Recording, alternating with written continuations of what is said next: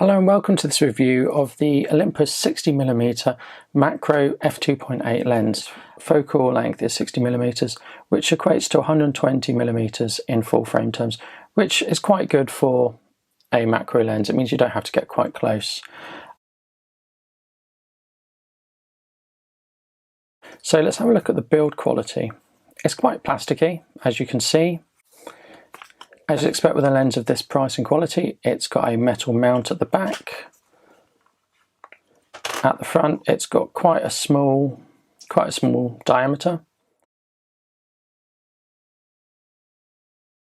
Other features the lens have, which make it ideal for macro, is the focus limiting and the focus dial here. So here we have 0.4 to infinity, 0.19 to infinity, 0.19 to 0.4, and here you can push in to get a really close focus.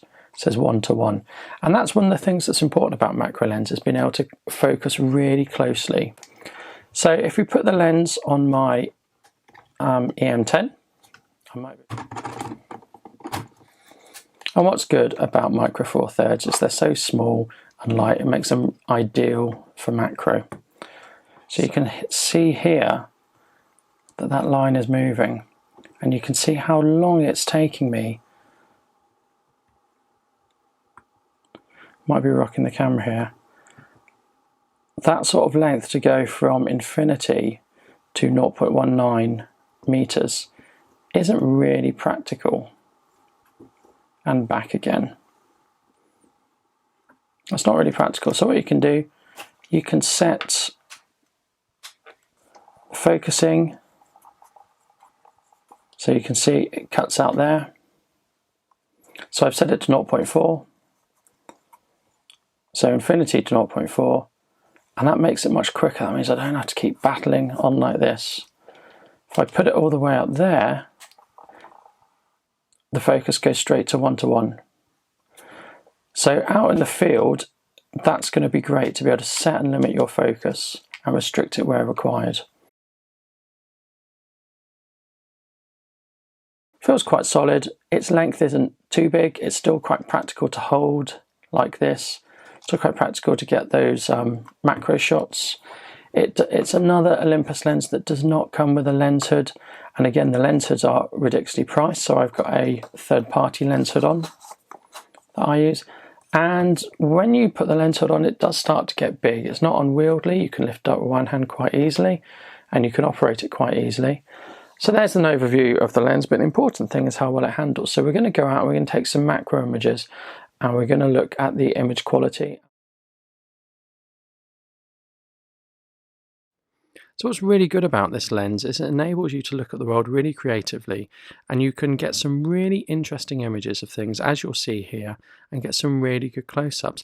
But you can see things in a different light, and you can present things with this lens in a different light. So here I've got a feather, and I've done some really amazing things. On first inspections, you might not know it's a feather.